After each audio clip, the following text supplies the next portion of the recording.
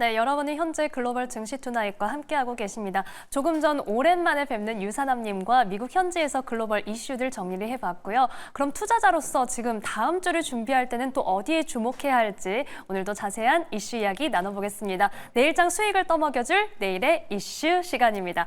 자, 오늘은 IM증권 신사업 추진팀 이동근 팀장님 모셨습니다. 안녕하세요. 네, 안녕하십니까. 네, 자, 오늘도 이슈 이야기 바로 해보겠습니다. 오늘의 이슈 먼저 만나보시죠. 네, 오늘 꼽아주신 이슈는 한국 디커플링 해소 가능할까? 글로벌 증시는 상승하는데 이렇게 전제를 또 붙여주셨습니다. 자, 우리 시장이 참 답답한 흐름을 보이고 있습니다. 뭐 일본, 중국, 아시아 증시들 다 그래도 조금씩 올라가는 모습들을 보여줬고 뭐 중국이야 워낙 경기 부양책 이후에 좀 급등했으니까 지금은 숨고르기를 하는 것 같은데 그런데 우리만 조금 박스권에 갇혀 있다 이런 생각이 들거든요. 이 디커플링 해소 가능하다고 보시고 꼽아주신 걸까요? 아니면 아직은 우려가 있는 걸까요? 좀 본질적인 문제죠. 사실은 이제 글로벌 증시의 흐름을 보면은 올해 들어서 이제 전 세계 증시의 평균 수익률이 한 16.6% 정도 돼요.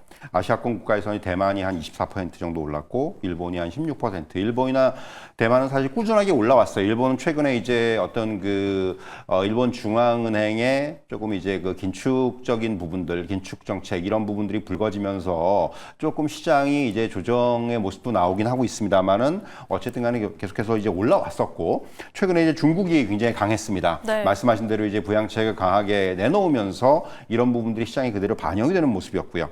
사실은 우리 증시는 그런데 이제 과연 얼마냐? 코스피가 마이너스 3.2%, 그리고 코스닥은 마이너스 11.3%예요.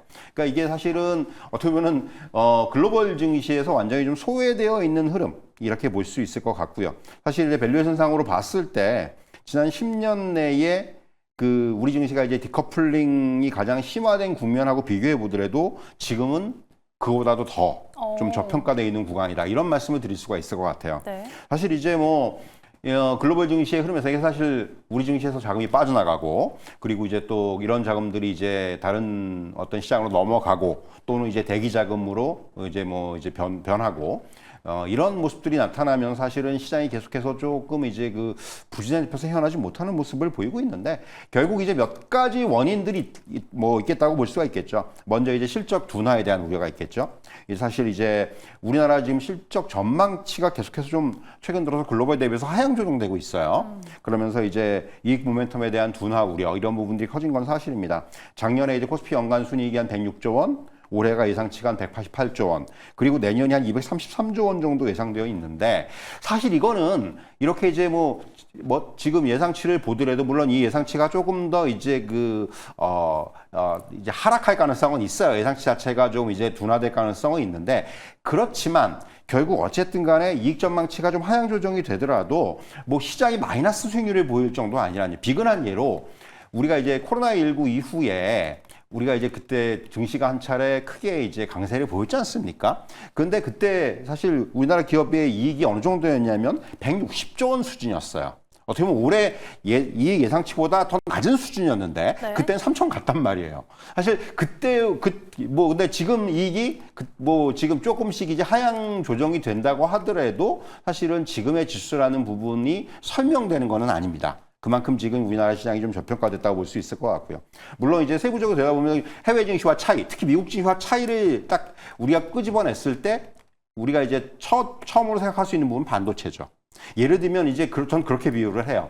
예를 들면은 이제 엔비디아는 사실 엔비디아도 고점에서 130달러 넘어갔다가 이게 이제 100달러 밑까지 떨어졌단 말이에요. 30%가 떨어졌죠. 하지만 그대로 다시 반등을 해서 다시 130달러 넘어갔습니다. 그런데 삼성전자는 그렇지가 못해요. 삼성전자는 지금 하락을 하면서 삼성전자 고점 대비해 30% 이상 하락을 했는데 거기서 지금 반등다운 반등을 잘 못하고 있다는 거죠. 네. 그러니까 이런 반도체의 부진의 흐름들이 결국 이런 것들이 우리 증시에 좀 그 차별화를 가져오는 좀 중요한 그런 요인으로 작용하는 부분이 있는 것이 아닌가 이렇게 말씀드릴 수가 있을 것 같고요. 사실 반도체를 제외한다면 뭐 최근에 뭐 방산이라든가 또 바이오라든가 이차전지라든가 다른 업종들은 나름대로 이제 좀 회복을 하고 있지 않습니까? 근데 이제 그만큼 지금 글로벌 증시에서 우리 증시가 조금 소외되는 부분들의 가장 큰 이유는 역시 반도체 업종. 결국 반도체가 향후에 어떻게 퍼포먼스를 보여주느냐가 우리나라 증시의 어떤 반등의 키를 쥐고 있다. 이렇게 좀 설명드릴 수가 있을 것 같고요. 또 하나 이제 가장 중요한 부분은 역시 수급이라고 할 수가 있을 것 같아요. 이제 수급의 공백이라는 표현을 쓰는데 뭐 최근에 이제 코스피 코스닥 거래 대금을 다 합치더라도 한 15조, 16조 수준에서 벗어나질 못하고 있어요. 그러니까 오늘 같은 경우도 코스닥 거래 대금이 거의 5조대에서 6조, 5조, 6조대에서 계속해서 맴돌고 있습니다. 이것만 놓고 보더라도 시장이 정말 이게 한 장이 좋을 때는 뭐 12조, 13조, 14조 이렇게 가던 거래 대금이 지금 반토막 이상으로 줄어들었다라는 거죠. 이런 것만 놓고 보더라도 그만큼 우리나라 수급이 지금 얇다 이렇게 말씀을 드릴 수가 있을 것 같고요. 이것이 또 우리 어떤 글로벌 증시와의 디커플링을 가져오는 중요한 변수입니다. 결국 이렇게 수급이 얇다라는 부분은 그 배경에는 역시 외국인의 매도가 있겠죠. 외국인이 뭐 보도를 통해서 보셨겠지만은 9월 한 달 동안 7조 한 5천억 정도 팔았단 말이에요. 그러니까 이게 거의 뭐 지금 월 기준으로 봤을 때는 이게 손에 꼽힐 정도의 어떤 매도세였습니다. 그만큼 이제 외국인들이 이렇게 자금을 우리나라에서 빼가고 있다. 네. 우리나라 주식을 지금 조금 이제 매도 우위로 보이고 있다. 이런 부분들이 그만큼 이런 그 흐름들을 지금 끌고 가는 가장 중요한 그런 요인이 아닌가라는 생각이 들고요. 결국 이렇게 이제 앞에서 말씀드린 대로 이익에 대한 문제 그리고 반도체 그리고 이제 수급 이런 부분들이 이제 우리 증시를 상대적으로 글로벌 증시 대비해서 이제 좀 소외시키는 그러한 굉장히 중요한 요인이 아닌가라는 생각이 들어요. 그래서 저는 이제 지금 그렇다면은 이러한 그 소외가 언제 좀 나아질 수 있을지 여부 그쵸. 이 부분이 제일 중요하다고 생각을 합니다. 이게 뭐 지금 당장이 될 수도 있고 아니면은 조금 시간이 걸릴 수도 있는데 그렇기 때문에 지금 계속해서 이런 우리가 이제 시장을 전망할 때 이런 부분들에 좀 전 포커스를 맞추고 좀 시장을 봐야 되는 것이 아니냐. 지금 글로벌 증시의 흐름 굉장히 중요한데 여기서 이제 우리 증시가 차지하는 몫이라든가 위치라든가 이런 부분들을 계속해서 확인할 필요가 있지 않겠는가 이런 말씀을 드릴 수가 있을 것 같습니다. 네, 이렇게 글로벌 증시 속에서 우리 시장이 소외되고 있는 현상에 대해서 우선은 짚어봤습니다. 이 와중에 또 한 번 조금 소외감이 느끼는 소식이 전해지기도 했는데 다우 지수가 오늘 장중에 역대 최고치를 다시 한번 경신하고 있습니다. 이 경신이 지금 10거래일 만에 최고치를 다시 경신하고 있는 건데요. 이렇게 어쨌든 오름폭을 계속해서 올려나가는 미 증시입니다. 이런 시장 속에서도 결국은 우리 시장의 이 디커플링이 해소되기 위해서는 우선 반도체 업종이 키다. 그리고 수급이 개선돼야 한다. 이렇게 짚어주셨는데요. 팀장님 그러면 이 반도체와 관련해서 추가적으로 좀 여쭤볼게요. 네. 우선 이제 실적 시즌이 대기를 하고 있고 다음 주부터 ASML의 실적 발표가 또 예정이 되어 있습니다. 이렇게 실적들이 나오면 그래도 조금은 숨통을 튈 수 있을까요? 사실 이제 TSMC 실적이 발표가 됐지 않습니까? 사실 TSMC는 상당히 잘 나왔어요. 그러니까 이게 또 TSMC가 잘 나와 버리니까 삼성전자하고 비교가 되는 거죠. 오히려. 결국 이제 이런 우리가 얘기하는 이제 비메모리 쪽에서의 어떤 이런 부분들 결국 삼성전자는 그런 쪽에서 이제 좀 파운드리 쪽에서 적자가 좀 나고 반면에 TSMC는 그쪽에서 굉장히 많은 이익을 냈단 말이에요. 이런 부분들이 오히려 비교가 되면서 이것이 또 하나의 또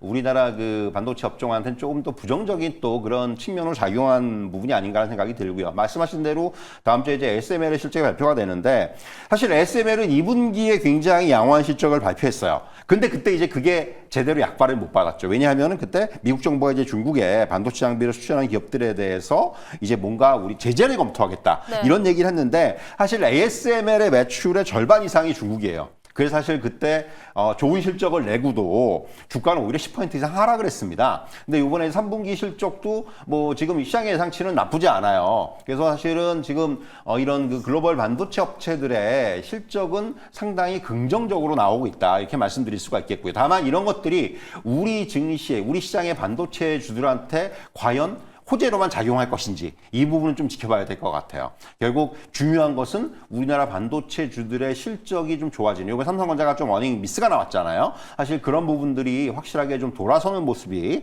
나와줘야지만이 좀 향후의 어떤 주가의 흐름도 여기에 좀 동조화되지 않겠는가 이렇게 말씀드릴 수가 있겠습니다.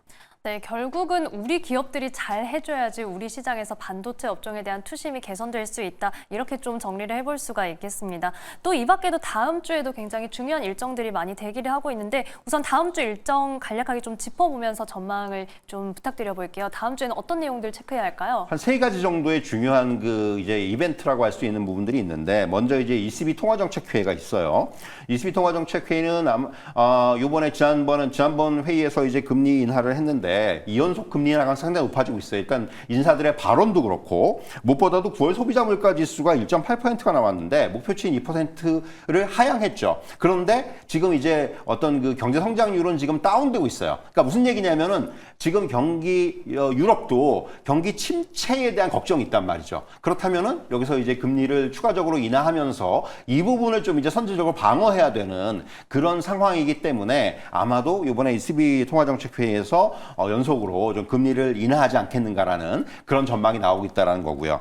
그리고 이제 미국의 소매 판매 집계가 있습니다. 네. 8월 달에 이제 그 서프라이즈가 나왔단 말이죠. 그래서 이제 9월 달에 좀 기대치가 있는 거고요. 아시다시피 미국 경제의 80% 정도를 소매 판매가, 그러니까 소비가 차지하는 거예요. 그렇기 때문에 이 소매 판매가 이제 중요한데 지난 8월에 이제 예상을 뛰어넘는 그런 서프라이즈가 나왔기 때문에 이번 9월에도 좀 기대를 걸어볼 만하고요. 결국 이렇게 소비가 그 아직 탄탄하다는 부분들, 이런 부분들은 미국 경기 침체에 대한 우려를 좀 해소시킬 수 있는 그러한 또 이제 어떤 요소로 작용할 수 있을 것으로 보여집니다. 또 하나 중요한 것은 역시 중국의 3분기 경제 성장률이죠. 금요일 날 발표가 될 텐데 사실은 2분기는 예상치를 좀 하회하는 4.7% 증가가 나왔고요.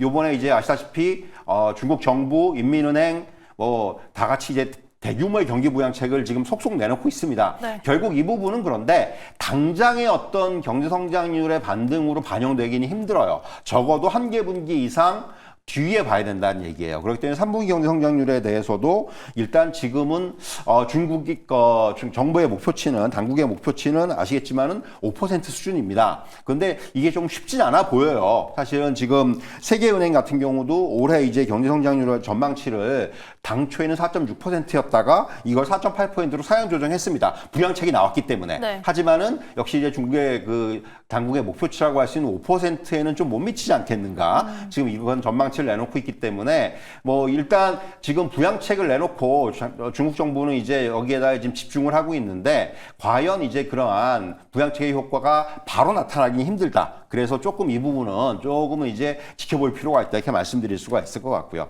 이렇게 이제 중요한 이벤트들을 간단하게 좀 정리를 해드렸는데 사실 다음 주 같은 경우는 저는 사실 오늘 말씀하신 대로 다우지수가 또 이제 사상 최고치를 찍었는데 뉴욕 증시만 놓고 봤을 때는 나스닥에서 다우 쪽으로 조금은 이제 그 흐름들이 좀 바뀌고 있는 것 같아요. 물론 나스닥도 많이 흐름이 나쁜 건 아닙니다만은 네. 사실 기술주 일변도의 흐름에서 최근에는 이제 비기술주 쪽으로의 어떤 수급의 확장이라든가 이런 부분들이 좀 감지가 되고 있거든요. 그래서 이제 어떻게 보면은 뉴욕 증시는 조금 이러한 어떤 매기의 확산 그리고 이제 그 주요 지수 간의 이런 키 맞추기 이런 부분들이 조금은 전개되지 않겠는가 이렇게 좀 말씀드릴 수가 있겠고요. 지금 글로벌 주식의 위험 프리미엄이 20년 만에 최저 수준이에요. 무슨 얘기냐면은 지금은 주식을 다 같이 주식시장에 굉장히 집중을 하고 있다는 얘기입니다.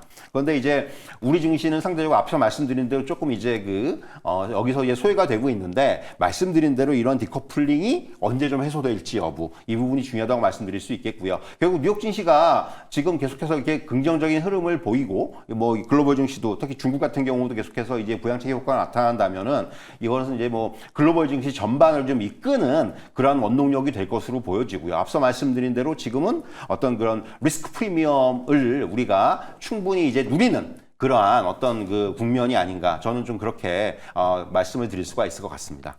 네, 그렇다면 우리 시장이 좀 짧은 호흡으로 봤을 때는 아무래도 지수가 당분간은 치고 나가긴 조금 어려울까요? 사실 저는 짧은 호흡으로 봤을 때는 아직까지는 박스권의 어떤 돌파를 얘기하기에는 조금 아직은 이른 좀 더 확인해야 되는 부분들이 많은 것 같아요. 일단 앞서 말씀드린 대로 네. 수급적인 부분들 여기에다 이제 실적에 대한 확인이라든가 이런 부분들이 필요하기 때문에 다만 지금 저점은 어느 정도 확실하게 좀 만들어 놓은 상태예요. 그래서 이제 더 이상 뭐 어떤 하락에 대한 리스크는 좀 이제 줄어든 건 확실한데, 다만 이제 여기서 좀 더 박스권의 그 상단을 돌파하기 위해서는 말씀드린 대로 일단 수급이 좀 더 받쳐줘야 되고, 그리고 이게 어떤 그 확인이라든가 이런 부분들이 역시 나타나야지만이 그런 것들이 좀 현실화되지 않겠는가, 이렇게 좀 말씀드릴 수 있을 것 같아요. 단기적으로 봤을 때는 저는 아직까지는 이 박스권 내에서의 흐름, 여기서 조금 우리가 얘기하는 그 종목 장세라는 표현을 많이 쓰지 않습니까? 당분간 그 종목 장세의 흐름이 좀 더 이어질 가능성이 크다, 이렇게 정리해 드릴 수가 있을 것 같아요. 네, 종목 장세가 이어진다면 아무래도 시장에서 대형주보다는 조금 다른 쪽으로 시선을 돌려야 할까요? 사실 이제 뭐 두 가지죠.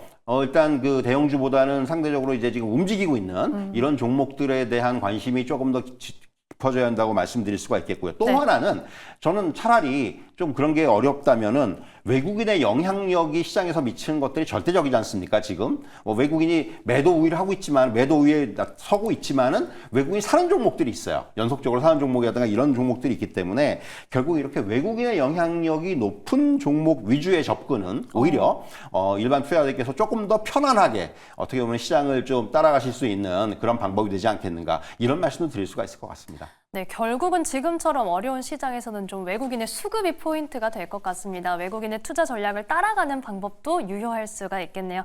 자, 그리고 지금 들어온 소식 먼저 함께 전해드리겠습니다. S&P 500 지수 역시 오늘 장중에 역대 최고를 기록하고 있습니다. 이틀 만에 좀 경신을 하고 있는데, 이 다우 지수에 이어서 S&P 500 지수 역시 지금 상승 흐름을 가져가고 있다는 점 함께 체크를 해보시기 바랍니다.